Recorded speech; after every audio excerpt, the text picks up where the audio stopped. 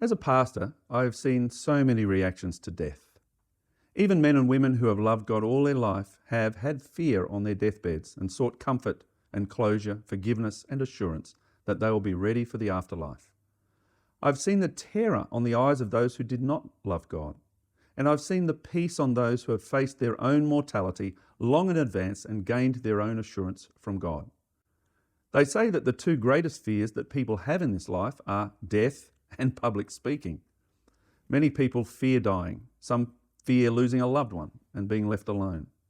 There are people who simply shouldn't have died when they did. Fit people, strong people, a sudden heart attack.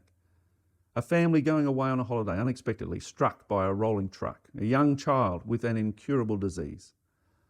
A loved one gets the results back from their tests and their heart sinks at the terrible news from the doctor. It's cancer.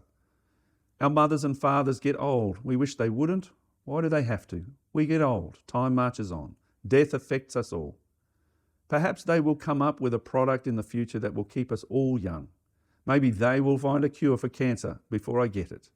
Some people don't fear death, but instead fear dying. Death suddenly reminds us that we are temporary on this earth.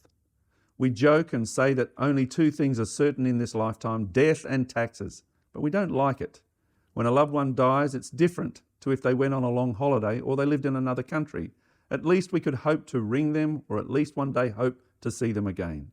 But with death, once they've gone through the door, it closes behind them and seals over, and we can't ever access them again in this lifetime. That's why death is so dreadful. It's final. Some even try to contact their dead relatives on the other side. The paranormal has become popular, things like seances, because it provides a small hope that a person on this side of death might be able to somehow contact a loved one after they've gone. It gives some relief that death is not so final. The question is, are things like seances really contacting our loved ones on the other side?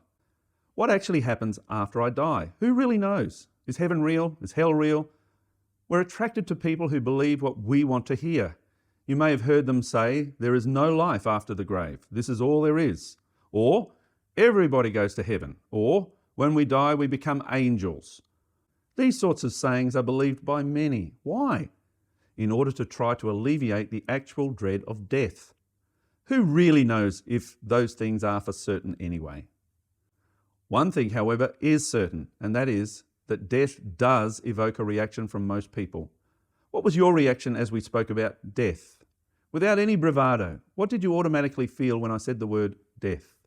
What were you truthfully thinking when we were talking about it?